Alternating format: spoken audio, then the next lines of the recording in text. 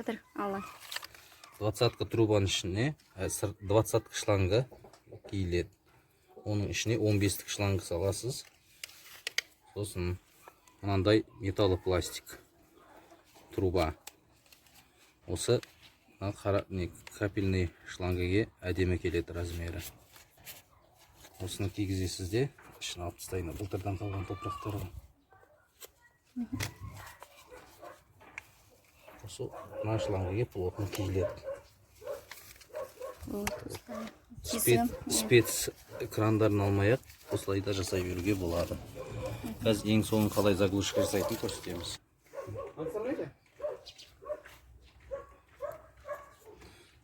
Тұрып жатсың ба? Түбінен кішкентай кесіп аламыз. Кішкентай кесіп алсаңыз да болады, разница жоқ. Мен капельный точкасы болғасын алып тастаптым.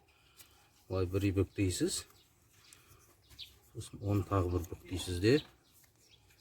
Кесіп алған лентаны сыртына кигізе саласыз былай. Болды. Заглушканы сатып алып керегі жоқ. Болса да жібермейді уже.